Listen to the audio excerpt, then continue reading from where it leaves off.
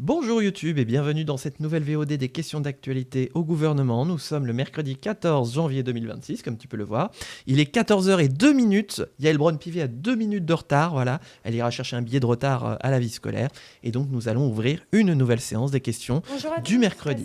Séance qui est un peu particulière puisqu'elle sera suivie juste après par l'étude de 2 motions de censure. Fanny Dombrecos pour le groupe socialiste. Voilà, donc après ça, il y aura 2 motions de censure qu'on ne suivra pas. Nous, on sera au Sénat, mais on en Monsieur le entendra Premier parler. ministre, je m'exprime aujourd'hui aux côtés de députés issus de plusieurs groupes politiques, car ce qui se joue en Méditerranée dépasse largement les clivages partisans. Devra-t-on attendre un drame pour réagir? Un navire humanitaire en Méditerranée vient de repérer une embarcation en détresse. Les équipes se préparent à intervenir. Elles ont le feu vert de Tripoli. Elles ont le feu vert des autorités maritimes italiennes et le centre de coordination des sauvetages de Tripoli est informé. Soudain, un patrouilleur libyen approche. Il ne vient pas pour aider, il ouvre le feu. 20 minutes de tir d'armes automatiques en pleine mer, en eau internationale, une centaine d'impacts. On doit au sang-froid de l'équipage qu'il n'y ait eu ni mort ni blessé, alors que 87 rescapés de sauvetage précédents étaient à bord. Le navire humanitaire est contraint de changer de cap. Les naufragés seront laissés à leur sort. Ce n'est pas un scénario de guerre, c'était le navire Ocean Viking de l'ONG SOS Méditerranée et quelques jours plus tard, ce fut le même cas pour le Sea-Watch. Ces missions s'inscrivent pourtant dans le cadre clair du droit maritime international qui impose à tout navire l'obligation de porter assistance à toute personne en détresse en mer. Or, ces patrouilleurs libyens qui osent tirer sur des navires humanitaires ont été fournis à la Libye par l'Italie dans le cadre d'un programme européen de coopération migratoire. Comment accepter l'Italie, finance ceux qui prennent pour cible des humanitaires alors qu'ils remplissent dans le respect du droit maritime international l'impérieux devoir de sauver des vies? Comment comprendre le silence assourdissant depuis ces attaques? La Méditerranée ne peut pas devenir un espace de non-droit où nos principes et des êtres humains se noient dans l'indifférence. Elle doit rester un lieu de droit, d'humanité et de responsabilité européenne. Ma question est la suivante. Quelles mesures avez-vous prises pour protéger nos humanitaires engagés en mer? Quelle action diplomatique avez-vous menée pour que la Commission européenne condamne officiellement ces agressions, suspende sans délai tout financement aux unités impliquées et engage un travail pour que la Méditerranée soit enfin reconnue comme un espace humanitaire protégé par le droit international? Merci beaucoup, Madame la députée. Intéressant comme première question. Monsieur Jean-Noël Barrot, ministre de l'Europe et des Affaires Jean-Noël est de retour. étrangères. La dernière fois, c'était le commerce des ministres. C'est un navire libyen prêté par l'Italie. Concrètement, de ce que j'ai compris. Je n'ai pas les mots maritimes, mais c'est un peu l'idée. Et notamment en Méditerranée. Et l'événement très grave que vous avez rappelé était effectivement, lorsque ce navire a essuyé des tirs en provenance d'embarcations libyennes, une grave violation du droit international. Nous avons, avec nos partenaires européens, vivement protesté à l'égard des autorités libyennes pour qu'elles puissent entendre que de tels agissements étaient condamnables et étaient inacceptables. Plus récemment, nous avons reçu au Quai d'Orsay le 1er décembre dernier les équipes de l'Ocean Viking pour pouvoir échanger avec elles. Et à partir de ces échanges, nous avons entrepris 2 démarches supplémentaires. La première consiste à exiger de la part des autorités libyennes les résultats de l'enquête que notre première démarche avait permis d'ouvrir. La deuxième nous a permis d'engager avec les autorités libyennes un dialogue pour les avertir de la reprise imminente des activités de l'Ocean Viking qui étaient jusqu'à présent en cours de réfection et de la nécessité absolue de pouvoir assurer la sécurité des travailleurs humanitaires et des migrants. Et je dis bien des travailleurs humanitaires et des migrants puisque nous sommes pleinement mobilisés pour que cet espace de la Méditerranée, qui est au gré des tensions géopolitiques qui ont émaillé la région, devenu un cimetière, mais un lieu de transit et un lieu d'assistance et de secours, eh bien, puisse être pleinement sécurisé. Nous l'avions fait d'ailleurs au mois d'avril dernier, lorsque, après des mesures répressives qui ont été prises par les autorités libyennes à l'encontre d'organisations non gouvernementales sur le territoire libyen, nous avions là encore mobilisé nos partenaires européens pour faire entendre la voix des organisations non gouvernementales, dont je veux, avec vous, aujourd'hui, saluer le courage et le caractère indispensable de l'action dans un moment où elles sont sous la double menace de contraintes budgétaires qui entravent leur action action. Contraintes politiques. C'est fini là, aussi, Jean-Noël. parce qu'elles sont bien souvent pointées du doigt par des responsables politiques, plutôt irresponsables que responsables d'ailleurs. Merci beaucoup, Monsieur le Ministre. Bon, c'est le langage de la diplomatie, hein, voilà, ça essaye de peser chaque mot. Madame la Présidente, alors la droite. Ma question s'adresse à Madame la Ministre de l'Action et des Comptes Publics. La France détient un triste record, celui des prélèvements obligatoires les plus élevés de l'OCDE, couplé à une dette hors de contrôle de plus de 3 400 milliards d'euros. Ce n'est plus une dérive, c'est un naufrage. L'heure n'est plus aux manœuvres de procédure, aux 49.3, aux ordonnances, aux lois spéciales. L'heure est aux économies réelles. Quel budget voulons-nous pour notre pays ? La vérité est simple, nous devons dépenser moins pour taxer moins. L'État doit enfin accepter de réduire ses coûts de fonctionnement qui passent impérativement par une baisse de ses effectifs, comme cela s'est fait partout ailleurs. Les coûts de fonctionnement, on a l'impression que c'est des milliards, hein. C'est juste la facile mergée de l'iceberg, puisque le budget de l'État, c'est pour ça qu'on a les prélèvements obligatoires les plus élevés, c'est le système de sécurité sociale, c'est la protection sociale, si attractive, si intéressante, c'est ce qui fait la grandeur de la France. Voilà, il faut toujours corréler les deux. Parce qu'il faut bien financer notre protection sociale. Avec 15 millions d'habitants de plus, compte 1 million de fonctionnaires de moins. En ne remplaçant qu'un tiers des 160 000 fonctionnaires qui partent chaque année, la France pourrait réduire cet écart en 10 ans, sans porter atteinte au domaine régalien de l'État, et impacter les effectifs des personnels soignants. J'ai dit émerger ? Le groupe droite républicaine autour de Laurent Wauquiez a pris ses responsabilités. Je sais plus. Nous avons porté des amendements de réduction de la dépense dans le cadre de ce budget pour 2026, notamment sur le budget des agences de l'État. Notre collègue Philippe Juvin a proposé un rabot général sur les dépenses de fonctionnement hors mission régalienne. Oh oui, j'ai écouté ça hier. Malgré l'adoption de certains pas beau à voir, amendements, l'examen de la partie 2 du budget a abouti à une hausse globale des dépenses de 6,3 milliards d'euros. C'est une insulte au bon sens. Nous sommes devenus un pays de contrôleurs et d'enquêteurs où la suspicion l'emporte sur la confiance. Sénat dominé par la droite républicaine. Qui se sclérose et qui décroche. Madame la ministre, quand allez-vous mettre fin à cette folle dérive budgétaire ? La blague est valide. Stopper la frénésie fiscale et normative et rendre enfin leur liberté à ceux qui travaillent. Merci. Merci beaucoup. Donc voilà, la droite de l'Assemblée nationale critique le travail de la droite sénatoriale. Tout va bien. De l'Action et des Comptes Publics. Bonjour Amélie.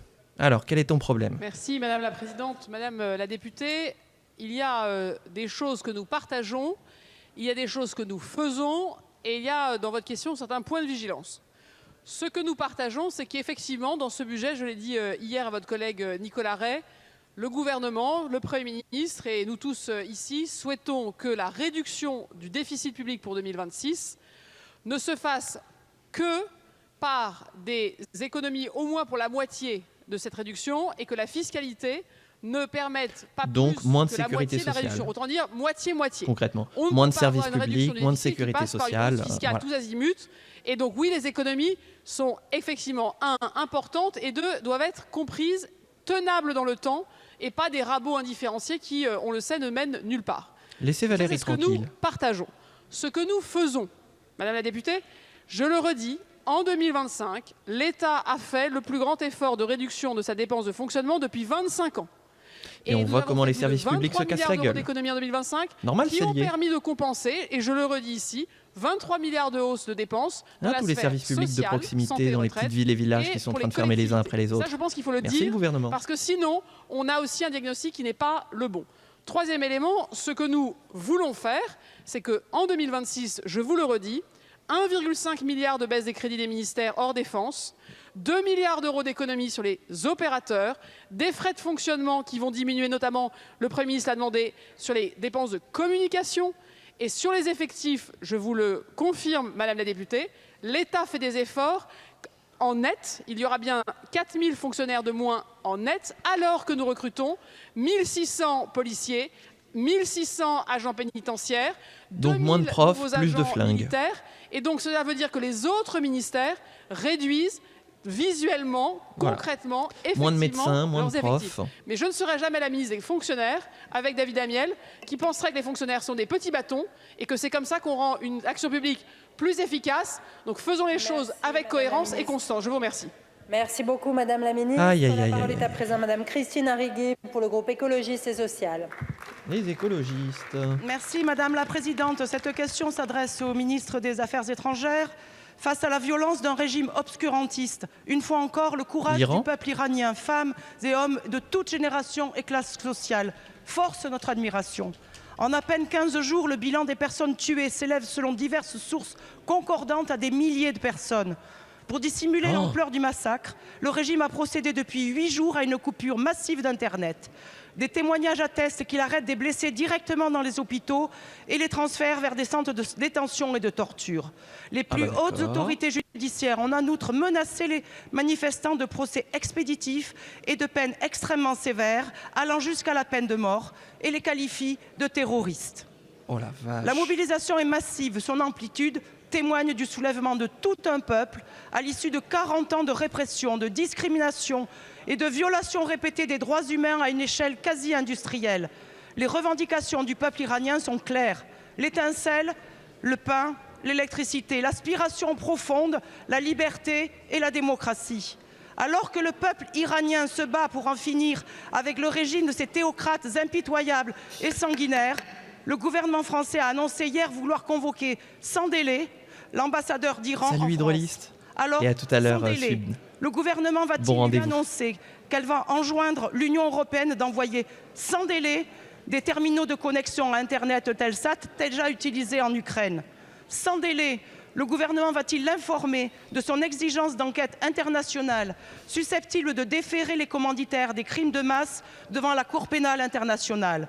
Sans délai, enfin, le gouvernement s'engage-t-il devant la représentation Jean-Noël va nous dire qu'il a déjà convoqué l'ambassadeur iranien. De prendre sans délai des sanctions contre les avoirs détenus à l'étranger par les dignitaires du régime. Je vous remercie de vos réponses, Monsieur le ministre.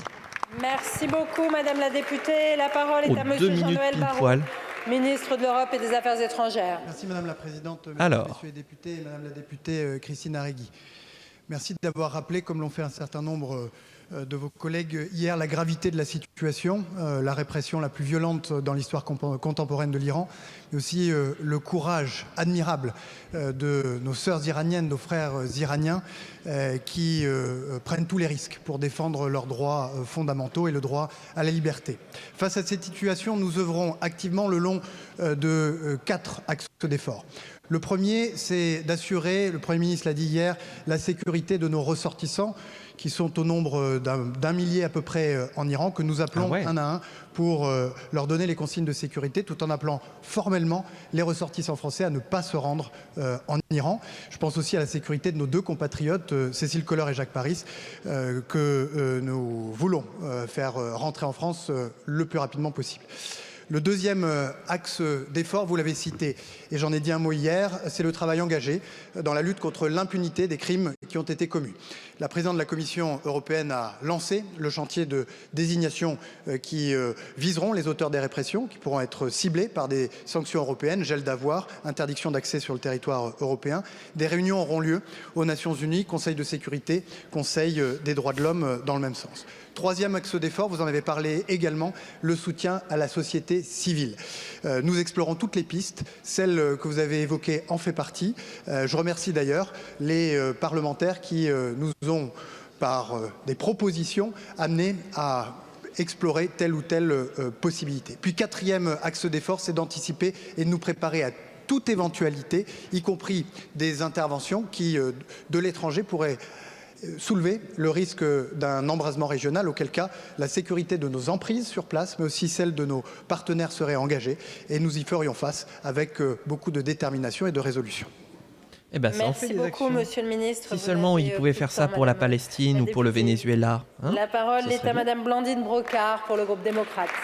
Les démocrates, les députés de François Bayrou. Monsieur le ministre, mes chers collègues, depuis plusieurs années, un sentiment s'installe chez nos concitoyens, celui d'un État qui consulte énormément, mais un État qui décide de moins en moins clairement. À chaque crise, à chaque grande cause, nous créons un nouveau comité, un nouvel observatoire, une nouvelle agence. Dernier en date, un haut commissariat à la diversité. Sur le fond, un non-sens total. Ah, j'en ai entendu parler hier. 1200. Il en existerait plus de 1200 simplement au niveau national. Alors, certains sont utiles, peut-être. Mais leur prolifération pose des questions fondamentales. Au bout du compte, qui décide, qui est responsable et devant qui? Nous avons installé une république de la consultation permanente où la multiplication des avis remplace l'action claire et lisible. La décision publique se dilue, les responsabilités sont diffuses, la légitimité démocratique s'affaiblisse. Car ces instances ne sont ni élues, ni responsables devant le peuple, ni même comptables devant le Parlement. Et dans le même temps, pour répondre aux difficultés bien réelles des Français, nous empilons les dispositifs. Chèque énergie, chèque inflation, chèque carburant, chèque bois et même maintenant un chèque Made in France, tenez-vous bien, pondu lui-même par un haut commissariat. La belle affaire. Des réponses coûteuses, c'est vous qui avez créé tous ces trucs-là. Hein. Colmatent vous pouvez vous en prendre qu'à vous-même. Hein. Les causes. Vous pouvez vous en prendre qu'à vous-même. Les Français ne demandent ni une république des chèques, ni une république des comités. Ils demandent une république qui assume ses choix, qui fixe un cap, décide et agit clairement et rend des comptes. Alors, si vous saviez la République qu'on voudrait vraiment, quelle est votre méthode pour il y aurait quelques têtes raccourcies au niveau des épaules. Pour clarifier les responsabilités, pour mettre fin à l'empilement des comités théodules et pour garantir un droit de regard du Parlement sur ces instances, leur mission, leur coût, leur pouvoir et leur utilité réelle. Car gouverner, ce n'est pas seulement consulter et distribuer. Gouverner, c'est choisir, trancher et assumer devant les Français. C'est une question de clarté et de confiance républicaine. Je vous remercie. On dirait pas à ces mots que cette députée est censée soutenir le gouvernement. On dirait une question de l'opposition. Fonction publique et de la réforme de l'État.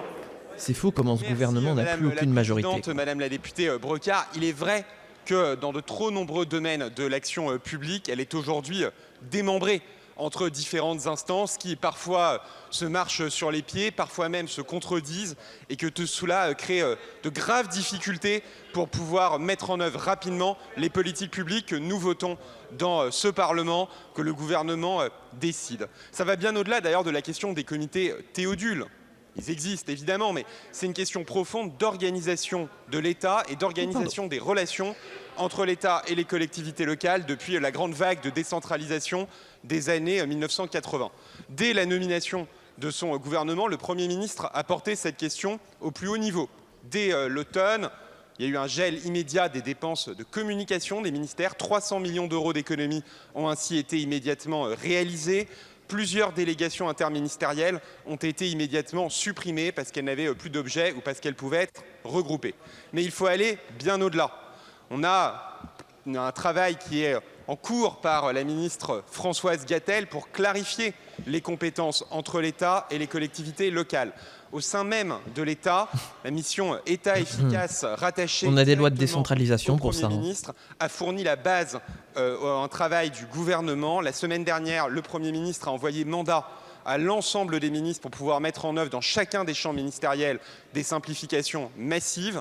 Moi-même, en tant que ministre de la fonction publique, avec Amélie de Montchalin, nous avons décidé le regroupement des IRA, les instituts régionaux d'administration, au sein d'un seul établissement, le regroupement des instituts du service public, pour pouvoir offrir une formation aux meilleurs standards. C'est un exemple ministériel d'une démarche que l'ensemble des ministères vont désormais accomplir suite aux mandats qui ont été envoyés par le Premier ministre.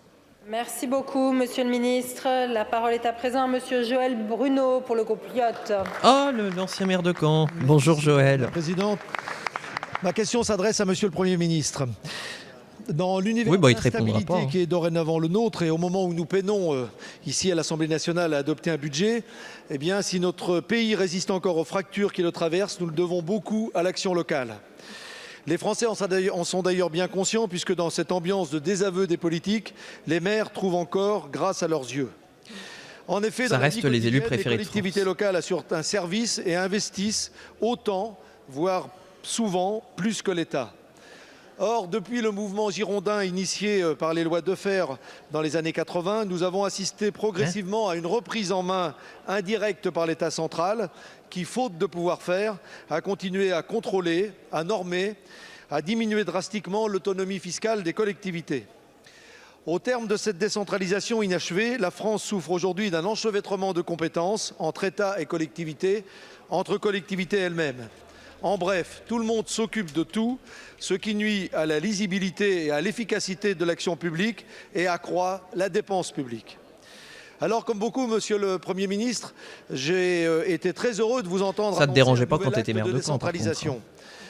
Aujourd'hui, j'ai pourtant besoin d'être rassuré sur votre réelle ambition. J'ai en effet cru comprendre qu'il ne s'agirait finalement pas d'un grand soir de la décentralisation. Pour autant, n'est-il encore des projets qui tombent à l'eau? Organisation administrative du sol au plafond et ainsi lancer une vraie réforme de l'État. En clair, Monsieur le Premier ministre, êtes-vous prêt à rompre avec cette culture de notre administration centrale qui, pour protéger les élus contre eux-mêmes, s'évertue à limiter leur pouvoir? Merci beaucoup, monsieur le député. La parole est à madame Françoise Gatel. Une bonne question hypocrite. Je suis bien content de ne plus l'avoir en face de moi aujourd'hui. Merci, madame la présidente, mesdames et messieurs les députés. Monsieur le député Joël Bruno, d'abord, très sincèrement, merci de votre question qui va me permettre de faire un Non, point. pas merci.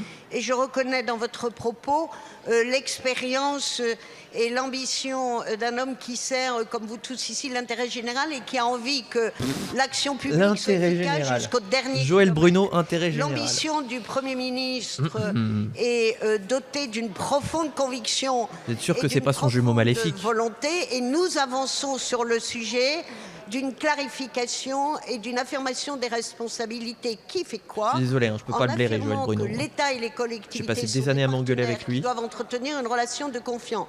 Et je veux saluer le travail qui a été réalisé par Éric Woerth avec un nombre de propositions extrêmement intéressantes en matière de décentralisation. Aujourd'hui, c'est un nouvel écosystème que nous mettons en place avec la déconcentration.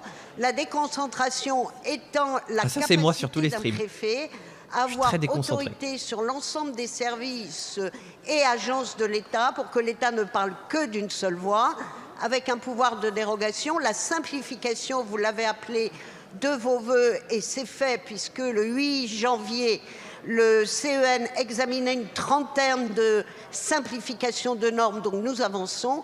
Et dans la décentralisation, il y a une grande concertation avec les élus, les chambres. Nous avons reçu 80 propositions. Nous y travaillons aujourd'hui avec l'ensemble des ministres. Mon collègue l'a dit tout à l'heure. Et je suis aujourd'hui encore en concertation avec les associations d'élus pour avancer, et nous le ferons. Vous avez compris qu'en ce moment, il y a un gros sujet à régler, c'est celui du budget. Donc nous prenons les choses dans l'ordre, monsieur le député, mais l'ambition, la volonté sont réelles et j'espère que nous serons ensemble au rendez-vous. Je vous remercie. Ça va ? Merci beaucoup, non, ça va pas, ministre. François. La parole est à présent à monsieur le président Paul Christophe pour le groupe Horizon et Indépendants. Ah, le président du groupe Horizon, proche d'Édouard Philippe. Et donc c'est le Premier ministre qui va répondre. Monsieur le Premier ministre, le Groenland n'est pas à vendre, encore moins à prendre, au même titre que la France. Par contre, le Venezuela, oui. Européens. Les États-Unis semblent pourtant l'avoir oublié. Sans même se cacher derrière une quelconque excuse morale, l'impérialisme américain fait son grand retour. Danemark, Canada, Venezuela. Très vite, les alliances comptent moins que les intérêts, le droit moins que la force. L'ombre de l'aigle américain plane désormais sur le monde pour y repérer sa prochaine proie. Notre allié se comporte ici en prédateur et n'attend que la faiblesse de notre action pour attaquer. À la sortie de la Seconde Guerre mondiale, l'Europe est abîmée par les épreuves qu'elle a traversées dans sa chair et sur ses terres. À l'époque, elle ne souhaite pas être une puissance armée, seulement construire un espace commercial suffisant qui lui offrirait prospérité et paix. Mais la loi du plus fort, elle, n'a jamais disparu. Vous ne trouverez aucune forme de naïveté dans nos rangs sur la réalité de ce monde. Alliés américains, pas de naïveté. Si nous ne changeons pas la donne, l'Europe sera faible dans le monde et la France faible dans l'Europe. Nous refusons de voir notre pays relégué au rang la voix de la France était forte et entendue, justement parce que non alignée. Soyons fiers de qui nous sommes, défendons nos valeurs et nos intérêts. L'Europe est belle quand elle est unie. Et elle peut encore être notre force si nous le décidons. Il nous revient de nous ressaisir ou le monde le fera à notre place. Pour notre souveraineté européenne, la France doit être à l'initiative. Aussi, Monsieur le Premier ministre, comment le gouvernement compte-t-il renforcer l'autonomie stratégique de la France et de l'Europe? Je vous remercie. Merci beaucoup, Monsieur le Président Christophe. La parole est à Surtout Monsieur la France le Premier ministre. Et l'Europe. Merci beaucoup, Madame la Présidente de l'Assemblée nationale. Vous avez le temps d'aller vous faire un café. Monsieur le Président, Monsieur le Ministre Paul Christophe. Bon, sur le Groenland, plusieurs choses. Le ministre de l'Europe et des Affaires étrangères s'est exprimé à de nombreuses reprises, le Président de la République aussi. peut-être pour aller plus loin, dire au fond, il y a des choses qui ne sont pas nouvelles, en répondant à votre question, et des choses qui sont des ruptures qui sont en train de se dessiner sous nos yeux. Ce qui n'est pas nouveau, évidemment, c'est la place du Groenland dans la géopolitique depuis globalement le début de la guerre froide. Positionnement de forces américaines sur le Groenland, radars d'alerte avancée qui permettent évidemment de comprendre des éléments liés à la dissuasion d'un autre pays plus à l'est. On est sur la trajectoire en plus sur le globe terrestre dans lequel un certain nombre de missiles intercontinentaux peuvent passer. Et déjà, pour dire que toutes les puissances dotées ont toujours regardé évidemment cette région avec la sensibilité qu'on lui connaît. C'est d'ailleurs pour cela, avant que tout cela ne se produise, alors que le président Trump n'était pas encore en fonction, qu'avec Alice Ruffo dans ses fonctions précédentes et votre serviteur comme ministre des Armées à l'époque, nous avions dessiné justement une stratégie arctique, puisque au-delà même du Groenland, la question des libertés de circulation sur les pôles est clé, tant pour les questions énergétiques que pour les nouvelles routes de circulation maritime. Et bah oui, on ne fera rien pour les réchauffements climatiques, donc autant en profiter. Voilà. De ces zones. Ce qui est une rupture, c'est qu'au fond, même pendant la guerre froide, certaines tentatives ont été régulées et le droit international a fini, comme pour l'espace d'ailleurs du reste, sont venus au fond normer un tout petit peu les choses, notamment entre les blocs de l'Est et les blocs de l'Ouest. Là, on le voit bien, intérêt pour la puissance russe avéré, intérêt peut-être sur le volet économique par la puissance chinoise, mais enfin, il est clair que les intentions de l'administration Trump sont sérieuses et qu'elles doivent désormais être prises très au sérieux et que nous ne devons absolument pas sous-estimer la parole du président américain. Pour être très clair, au-delà des mots, cela positionne aussi évidemment la diplomatie française dans une pleine solidarité avec le Danemark et les autorités légitimes du Groenland, car je rappelle, y compris pour celles et ceux qui pourraient être peut-être fascinés par la force ou l'épreuve de force, que la défense de la souveraineté des autres pays conditionne la protection de notre propre souveraineté, que le Groenland est un PTOM, dans le jargon technique, en clair, un pays et territoire d'outre-mer, que la France aussi a ses territoires ultramarins et que on fait des big up à Saint-Pierre-et-Miquelon juste à côté. Nous voulons voir la remise en cause de la souveraineté des autres territoires, car nous n'accepterions absolument pas la remise en question de la souveraineté française sur nos propres territoires. Encore coucou à Saint-Pierre-et-Miquelon. Ceci étant dit, cela nous amène à, et c'est la deuxième partie de votre question, à se poser les bonnes questions sur notre autonomie stratégique. Première chose, dans cette explication, cette précision, heureusement, les grands anciens ont pourvu à de bonnes décisions. Et que notre héritage gaulliste, gaulo-mitterrandien d'ailleurs, puisque depuis les années 60, on a des éléments d'autonomie stratégique qui sont défendus.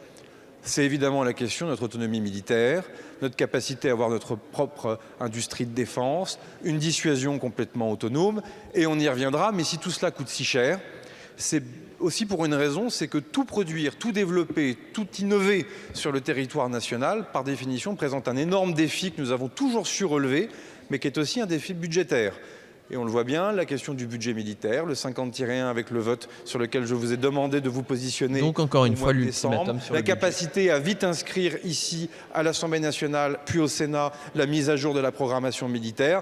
Et pardon, on y reviendra dans un instant sur les motions de censure. La capacité à vite avoir un budget pour la France n'est pas un slogan dans le dérèglement international que nous connaissons. C'est un signal soit de force, soit de faiblesse que nous envoyons non seulement à nos compétiteurs, mais aussi à nos alliés. La deuxième série de questions, là, des sujets militaires, est peut-être encore plus complexe, mais elle va nécessiter un réveil européen.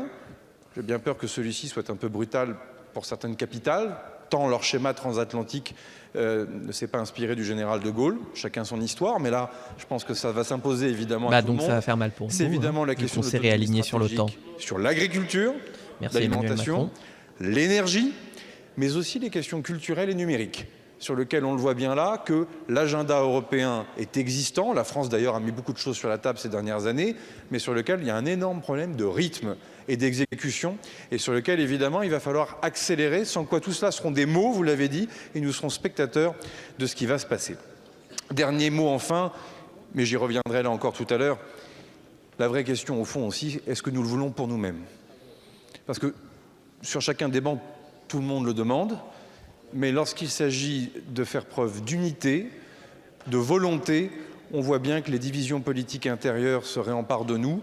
Et autant que nous avons tout le loisir de nous chamailler ou de contester idéologiquement un certain nombre d'orientations pour la nation sur plein de thèmes, si nous ne sommes pas capables, comme d'autres l'ont fait dans les années 60 précisément, de nous unir et d'en avoir envie, on n'y arrivera pas. Et ça, c'est la question qui est posée pour les jours qui viennent, les semaines qui viennent, mais aussi les mois et les années qui viennent, puisque c'est un des grands enjeux de la campagne présidentielle à venir. Mais ça démarre maintenant.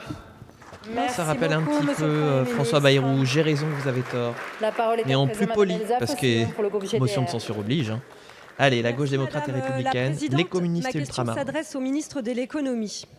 Parmi les contribuables les plus fortunés de notre pays, des milliers affichent un revenu fiscal de référence égal à 0 et ne paient donc aucun impôt sur le revenu. Ces mots ne sont ni ceux de Karl Marx, ni ceux de Sophie Binet ou de Joseph Stiglitz. C'est de qui, du coup ? Ce sont ceux de votre prédécesseur, Éric Lombard, et ils reprennent mot pour mot le constat formulé par Amélie de Montchalin au Sénat il y a quelques mois. D'accord, parce que j'en entends parler depuis hier. De spécialiste. Il a quitté depuis longtemps les murs de Bercy et des universités. Il est désormais partagé par des millions de nos concitoyens. Dans notre pays, les plus riches ne paient pas leur juste part. Le débat autour de la taxe Zuckman n'a fait que remettre en lumière une évidence trop souvent dissimulée. Notre système fiscal n'est ni neutre, ni immuable. Il est le produit de choix politiques, d'arbitrages sociaux et de rapports de force bien réels. Et dès que l'on tente d'y toucher, les résistances se lèvent immédiatement. Le rejet frontal de toute nouvelle taxation des grandes fortunes ne s'explique ni par une prétendue radicalité, ni par une quelconque impossibilité technique. Il traduit simplement la crispation d'une fraction privilégiée qui refuse toute contribution supplémentaire, même minimale.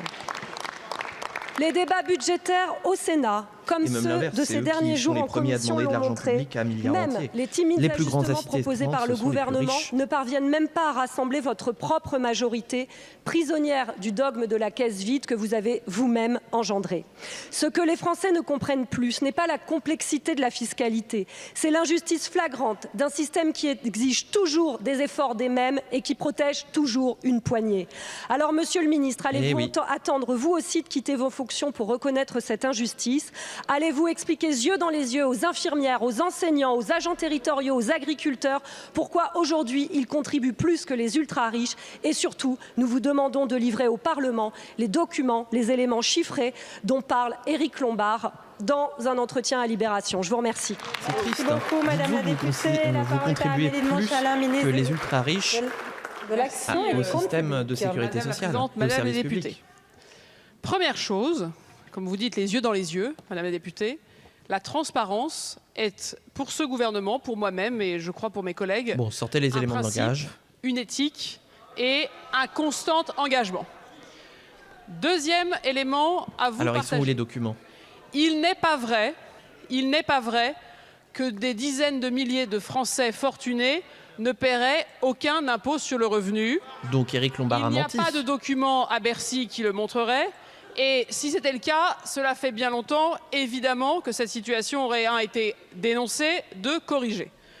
Troisième élément de la réponse, cela fait de l'audace. Les yeux dans les yeux, Madame la députée, nous avons passé des heures ici sur un certain nombre de PPL, sur un certain nombre de débats, que le gouvernement, avec beaucoup de force, a dit qu'effectivement, si des mécanismes d'optimisation fiscale que nous connaissons amène à ce que le taux d'imposition effectif moyen des plus fortunés de notre pays est plus bas que ce qu'il devrait être, il faut que nous changions la loi, parce que quand la loi permet la suroptimisation, la loi doit être changée. Je l'ai dit, je l'ai redit, nous l'assumons. À tel point que, troisième élément, ce gouvernement a déposé un projet de loi de finances avec un article 3 qui s'appelle une taxe sur les holdings, qui a fait l'objet de beaucoup de débats et qui permet précisément pour la première fois dans notre pays de mettre un mot, de mettre des outils et de mettre une réponse à une situation que nous ne nions pas, mais qu'il nous faut depuis 8 ans, puisqu'avant il y avait l'ISF.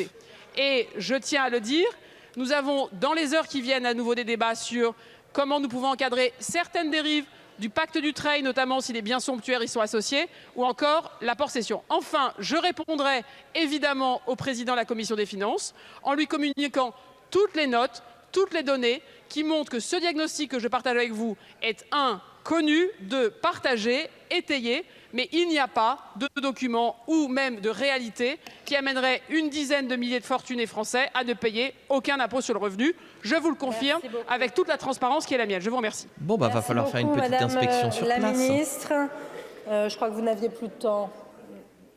La parole est à présent à Madame Hanan Mansouri pour le groupe UDR. Les Ciotti. Merci Madame la Présidente. Monsieur le Premier ministre, alors que nos finances publiques sont à sec, que les Français voient leurs services publics reculer et leur pouvoir d'achat s'éroder, Emmanuel Macron semble n'avoir qu'une obsession, créer toujours plus de structures, toujours plus de postes, payés par l'argent des Français. Son dernier éclair de génie, la création d'un haut commissariat à la diversité et aux diasporas, comme si l'État français ne comptait pas déjà une myriade d'agences et de hauts commissariats aux copains. Comme si l'Assemblée nationale n'avait pas, il y a quelques semaines à peine, voté en commission la suppression du Haut Commissariat à la stratégie et au plan, structure rétablie pour recaser les oubliés. Car ne soyons pas naïfs, derrière ce nouveau Haut Commissariat se dessine une logique bien connue, celle du recyclage politique, celle du copinage, celle des arrangements de fin de règne. À 1 an de la fin de cette longue et interminable décennie macronienne, le président semble vouloir remercier ses collègues d'hier et d'aujourd'hui, les anciennes ministres de gauche, mesdames Taubira et Vallaud Belkacem, qui par le biais de messieurs Faure et Vallaud, maintiennent en ville le gouvernement, pendant que les Français, eux, se serrent la ceinture. Mais la France est malade des cadeaux politiques, des postes de façade. Elle a besoin de sérieux budgétaire, de transmission culturelle et de réaffirmation de son histoire et de ses valeurs. Elle a besoin d'un État qui assume ses missions régaliennes, pas d'une nouvelle agence déconstructionniste et victimaire, qui produirait des rapports pour dire il a besoin d'un État qui investit dans la sécurité sociale et les services publics. Ou encore pour dire qu'il faudrait mettre en place des quotas de la diversité partout et des blancs nulle part. Les Français ne sont ni dupes ni aveugles. Ils ça me voient fait ces penser à la sortie raciste et ils de Pascal Praud. les sanctionneront démocratiquement aux élections municipales prochaines. Monsieur le Premier ministre, alors que les Français n'en peuvent plus du gaspillage budgétaire et que notre pays manque cruellement d'unité, quel est le message envoyé avec la création de cette nouvelle agence servant à pointer nos différences plutôt que de construire le grand rassemblement national? Je vous remercie. Merci Madame la députée. La parole est à Monsieur Jean-Noël Barrot, ministre de l'Europe et des Affaires étrangères. Ce sont plutôt les agents de la division nationale plus qu'autre chose.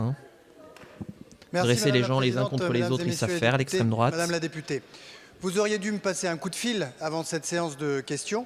Vous auriez pu ainsi économiser une question et nous aurions pu aborder d'autres sujets. Puisque votre question porte sur un projet qui n'existe pas, ni dans l'esprit du président de la République, ni dans l'esprit du Premier ministre, ni dans le mien. Ce n'est pas la conception que nous faisons de l'action publique, qui est une action universaliste et républicaine, et nous récusons les politiques publiques qui séparent et qui assignent. Et d'autre part, dans le projet tel que vous le décrivez, nous ne pourrions que, d'une certaine manière, lui réserver un accueil très tiède, voire très froid, pour 2 raisons principales. Pourquoi c'est Barrot qui répond d'ailleurs? Superflu, s'agissant notamment des diasporas, puisque mon ministère, en lien d'ailleurs avec le ministère de l'Intérieur, entretient des relations très étroites avec les diasporas présentes en France, dans tout ce qu'elles peuvent représenter de lien avec, avec les pays dont elles sont issues. Et par ailleurs, ce projet serait contraire à l'ambition qui est affichée par le Premier ministre de simplification de notre organisation administrative, cette simplification à laquelle votre collègue Blandine Brocard faisait référence tout à l'heure et à laquelle l'ensemble des ministères encore une fois, est pleinement idée, parce que j'en ai entendu parler hier aussi. Merci beaucoup, Monsieur le ministre. La parole est à présent à Monsieur Jordan Guiton pour le groupe Rassemblement National. Merci. Allez, on continue la partie chiante, accrochez-vous. Ma question s'adresse au ministre délégué chargé de la ruralité. La récente publication de l'INSEE est alarmante. En 2025, pour la première fois depuis 1945, la France a connu plus de décès que de naissances. Cette baisse démographique touche particulièrement nos campagnes. Cette France périphérique est abandonnée depuis trop longtemps par les gouvernements successifs où l'immigration ne peut encore cacher cette triste réalité. À l'image d'un département rural comme celui de l'Aube, plus vous êtes loin de l'agglomération centrale, plus vous perdez d'habitants. Nos villages se vident, nos bassins de vie s'étiolent et l'équilibre territorial de notre nation en pâtit profondément sur le plan humain, économique et surtout civilisationnel. Pourtant, les Français n'ont pas renoncé à la famille. Les études de l'INED le montrent clairement. Le nombre idéal d'enfants reste de plus de 2,3 par couple. Un sondage récent révèle que 35% des femmes aimeraient avoir davantage d'enfants. Le désir est là, mais il se heurte à des obstacles concrets qui le découragent. Pouvoir d'achat, insécurité, coût du logement, garde d'enfants inexistante, fermeture d'écoles, accès à l'emploi, désertification médicale et j'en passe. Il est temps de dire stop. Tiens, c'est marrant, ils le disent jamais ça. Qui représente votre bilan c'est certainement un truc, un sondage à la con. De toute façon, les sondages d'opinion, ça se repose sur rien. Comme nous le proposons depuis des années au Rassemblement National. Après, je suis sûr qu'il y a du désir, mais qu'effectivement, il y a plein de trucs qui traînent, comme le pouvoir d'achat, effectivement, ou l'insécurité climatique. Le fait de se dire à quoi bon faire des gamins si c'est pour que la planète soit dead dans 30 ans. Croissance économique, un pays qui ne fait plus assez d'enfants n'a pas d'avenir, monsieur le ministre. Et nos territoires ruraux en paieront doublement le prix. Alors, même si après, effectivement, il y a toujours cette idée-là que bien souvent les parents, quand ils font des gamins, ils le regrettent après. Pour notre campagne comme pour notre pays, comptez-vous un jour agir? Merci, monsieur le député. La parole est à monsieur Michel Fournier, ministre en charge de la ruralité. Ah oui, le ministre qui l'a appris à la télé. Merci, madame la présidente. Momone, je suis ministre. Il est vrai que vous venez de dresser une situation... Elle fait tellement rire son histoire à ce ministre, quoi. J'ai pas du tout le même point de vue que vous par rapport aux ruralités et leur avenir. Parce que, effectivement, s'il y a cette baisse démographique que vous évoquez, il y a aussi les capacités et les potentialités de nos ruralités à rebondir. Et dans le cadre que vous venez de décrire, de cette situation catastrophique que vous présentez, c'est du catastrophisme. Point de vue, celui, en fait, de l'innovation. Non, c'est le ministre de la ruralité. Tu sais, celui qui l'a appris à la télé. Il était nommé ministre. Pour pouvoir créer de l'économie, ce qui est le cas dans beaucoup de nos secteurs ruraux.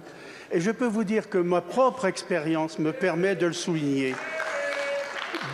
D'autre part, puisque vous pensez que la démographie, c'est une réalité dans un département comme le mien, c'est 800 gamins que nous perdons tous les ans, d'accord ? Personnellement, j'ai fait 3 enfants. Donc je suis au-dessus de ce que vous avez exprimé.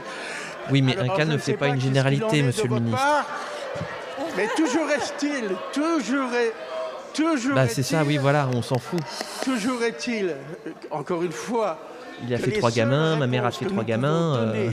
Par rapport à votre question, c'est pas ce qui se joue là, c'est de notre génération aujourd'hui où ça se joue. Et que les conceptions de la natalité ont complètement changé. Et qu'il faut justement s'y adapter plutôt que de forcer les gens à procréer. Avoir de meilleures réponses. Parce que le discours paternaliste pour dire faites des enfants. Ruraux. Je vous remercie. Merci beaucoup, monsieur le ministre. On s'en passerait bien. Le problème, monsieur le ministre, c'est que vous êtes un ministre macroniste et comme tous les macronistes, vous n'êtes même pas capable de faire le bon constat. Donc demain, vous n'apporterez aucune solution. Vivement 2027. Merci beaucoup, monsieur le député. Allez-y, monsieur le ministre. Pardon. Je suis avant tout moi-même, à jamais libre et non incorporable. Merci beaucoup, monsieur le ministre. Bon, la réponse, elle n'était pas obligatoire des deux côtés, d'ailleurs. Monsieur Guillaume Kasbarian pour le groupe Ensemble pour la République. Allez, EPR, les macronistes. Madame la présidente, madame la ministre des Outre-mer. La semaine dernière, à la demande de notre président Gabriel Attal et à l'invitation du député Nicolas Metzdorf, nous étions avec une dizaine de collègues Renaissance en Nouvelle-Calédonie. Nous avons vu un territoire meurtri par les émeutes de 2024, des Français traumatisés, des entreprises détruites, des familles qui vivent encore dans la peur que les violences recommencent, des entrepreneurs qui veulent reconstruire et investir à nouveau dans le territoire. Nous avons dialogué avec la quasi-totalité des forces politiques qui ont fait d'immenses concessions pour parvenir à l'accord historique de Bougival et sont allées à l'extrême limite de ce qu'elles pouvaient accepter avec la création d'un État, une double nationalité et des transferts potentiels de compétences régaliennes. Oui, c'était l'ancien ministre du Logement, Kasbarian. Une incompréhension profonde, celle de citoyens qui ont voté 3 fois pour rester dans la République française et qui voient aujourd'hui l'État. Je crois qu'il a décidé de se laisser pousser la moustache depuis qu'il est plus ministre. Démocratique. Nous avons rencontré des Français nés ou installés en Nouvelle-Calédonie depuis plus de 25 ans qui partagent notre citoyenneté. Nous avons le même passeport, les mêmes devoirs, le même attachement à la République. La situation commence à se précipiter en Nouvelle-Calédonie. On arrive à des dates. Cette exclusion, Madame la Ministre, que nous n'accepterions dans aucune de nos circonscriptions, la France continue de la tolérer là-bas. Madame la Ministre, le Président de la République recevra vendredi les forces politiques du territoire. Ma question est simple. L'État va-t-il appliquer l'accord de Bougival et mettre fin à ce gel du corps électoral qui prive des citoyens français de leurs droits politiques? L'État restera-t-il ferme face à la stratégie de blocage du FLNKS soutenue par la France Insoumise, qui refuse le dialogue et conteste la démocratie? Je vous remercie. Merci beaucoup, monsieur le député. Question à peine à charge. S'il vous plaît. La parole est à Madame Naïma Mouitchou, ministre en charge des Outre-mer. Merci Madame la Présidente, Mesdames, Messieurs les députés, Monsieur le député Kasbarian. Vous avez raison de rappeler ce que vous avez vu. Ce que nous avons vu sur le terrain en Nouvelle-Calédonie, c'est un territoire à l'immense potentiel et c'est un territoire qui a été durablement marqué par ce qui s'est passé au mois de mai 2024, vous l'avez dit, des vies bouleversées, des entreprises qui ont fermé, des familles qui ont perdu leur emploi et ça nous le regardons en face. Et d'ailleurs, l'État sera au rendez-vous puisque le Premier ministre a souhaité que nous puissions investir comme nous ne l'avions jamais fait en Nouvelle-Calédonie, avec un plan de plus de 2,2 milliards d'euros pour dynamiser les entreprises, pour permettre aux jeunes d'avoir des perspectives, pour aussi imaginer une stratégie pour t'inquiète, le nouveau, il est pas mieux. D'avoir ce choc économique et social qui est tant attendu. Mais vous l'avez dit aussi en filigrane, c'est que lui, il est en dépit des moyens, il nous faut également avancer fondamentalement sur la stabilité politique et la stabilité institutionnelle. Et je me permets de rappeler à mon tour la méthode. La méthode, elle est primordiale quand on aborde le dossier calédonien. Je le dis avec beaucoup d'humilité et de modestie, parce que la Calédonie, c'est aussi une histoire et c'est aussi du temps long. Et cette méthode, elle consiste à dire à la fois que nous respectons tous nos partenaires, mais que nous sommes aussi lucides et que nous sommes fermes. Nous n'accepterons pas de blocage. Nous n'accepterons pas que par l'absence de certains, les Calédoniens soient pris en otage. Personne n'a de droit de veto sur le territoire de la Nouvelle-Calédonie. Et donc, à partir de vendredi, c'est très simple. Donc on a...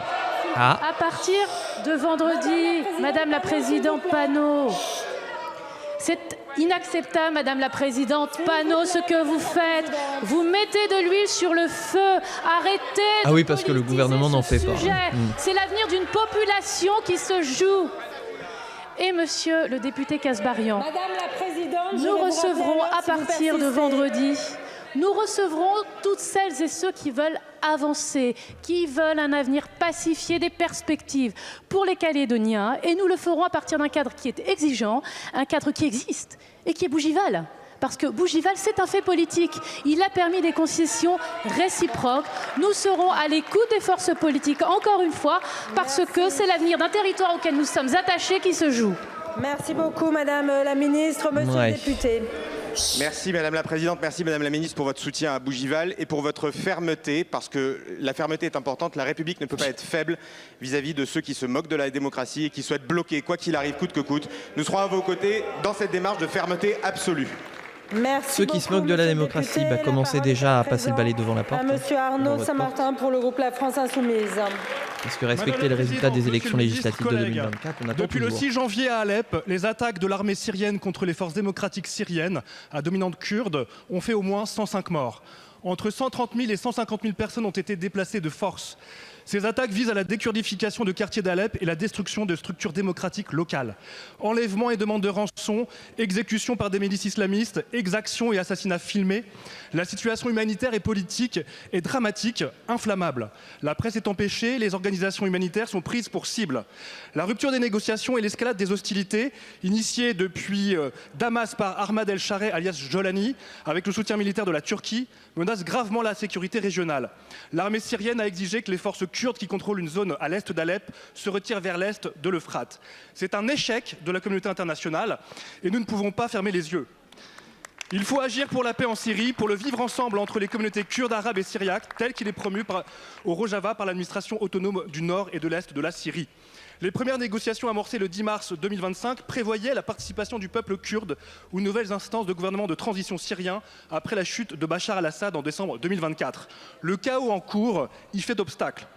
Il est urgent d'intervenir pour protéger les Kurdes, alliés fidèles de la France dans la lutte contre l'organisation État islamique depuis 2014. Nous appelons solennellement la France à convoquer une réunion du Conseil de sécurité des Nations Unies afin d'obtenir un cessez-le-feu immédiat, l'entrée de l'aide humanitaire et la reprise des négociations politiques. Nous vous demandons également d'intervenir diplomatiquement pour permettre l'entrée d'observateurs internationaux et des journalistes indépendants dans les quartiers placés sous blocus à Alep. Enfin, nous vous demandons d'œuvrer activement à la relance des négociations et d'engager la France comme garante d'une solution politique durable vers et pour la paix. Merci beaucoup, monsieur Intéressant le député. comme question. La parole est à monsieur Jean-Noël Barrot, ministre de l'Europe et des Affaires Alors, étrangères. est-ce qu'on va être aussi ferme que... Merci Madame la Présidente, Mesdames et Messieurs les députés. Monsieur le député, sur le Groenland. merci d'avoir soulevé cette question qui touche évidemment à un point central pour la stabilité de la région, mais aussi pour nos intérêts de sécurité. Nous avons accueilli favorablement évidemment le retour au calme relatif à Alep après les affrontements, vous l'avez rappelé, entre les forces syriennes et les forces démocratiques syriennes, c'est-à-dire les forces kurdes, après ces affrontements qui ont fait une centaine de morts et de très nombreux déplacés. Ce retour au calme, nous y avons contribué activement via la médiation que nous avons conduite en parallèle des États-Unis au plus haut niveau, puisque le président de la République s'est lui-même impliqué pour passer des messages aux deux parties. Et je redis que ce point est important, est essentiel, et qu'il a d'ailleurs dicté, si l'on peut dire, l'engagement de la France depuis la chute du régime sanguinaire de Bachar al-Assad il y a un peu plus d'un an. Pourquoi ? Eh bien d'abord parce que de la capacité de la Syrie nouvelle à intégrer les Kurdes ainsi que les autres communautés dépend la stabilité et la souveraineté à venir de la Syrie. Puis d'autre part parce que, vous l'avez rappelé, les Kurdes ont été nos fidèles alliés dans la lutte contre Daesh qui a ensanglanté la France à plusieurs reprises.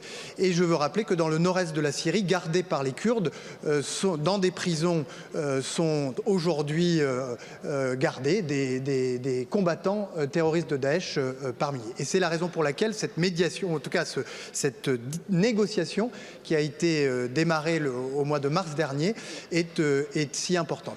Avant le début des affrontements du 6 janvier que vous avez rappelé, nous avons reçu à Paris le ministre des Affaires étrangères syrien pour le presser à faire des concessions. S'agissant du premier bloc de cette négociation qui concerne l'intégration des forces de sécurité, des forces armées kurdes dans l'armée syrienne, reconnaissant un certain nombre de droits aux Kurdes. Nous allons continuer dans ce sens en soutenant nos alliés kurdes et en poussant les deux parties à trouver une solution, puisqu'au fond, chacune d'entre elles a le même objectif, celui d'une Syrie forte, souveraine, à l'abri de toute interférence étrangère. Merci beaucoup, monsieur le ministre. Monsieur le député.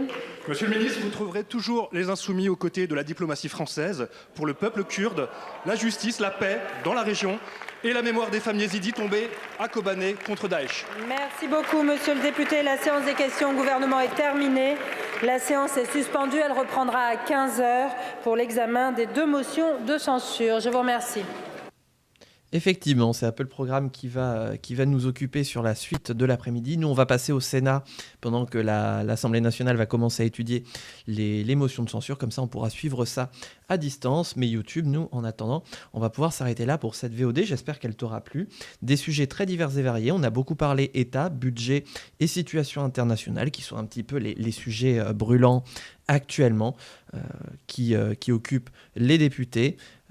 Mais t'as vu que ça va encore continuer dans les semaines à venir, hein, que ce qu'on a vu, ça va être un petit peu en filigrane de ce qui va suivre dans les prochaines semaines en fonction de ce qui va évoluer, tant du budget, tant de l'État, tant de la situation internationale, puisque de nombreux sujets changent en fonction des avancées au jour le jour. En attendant YouTube, si tu as apprécié cette VOD, n'hésite pas à la liker, à commenter et à t'abonner si ce n'est pas déjà fait pour ne pas rater les prochains contenus, qu'ils soient politiques, pédagogiques ou vidéoludiques. Quant à moi, je vous retrouve bientôt pour de prochaines aventures et notamment pour celle la VOD des questions du Sénat qui sortira le lendemain pour cette VOD-là. En attendant, portez-vous bien, amusez-vous bien et ciao tout le monde.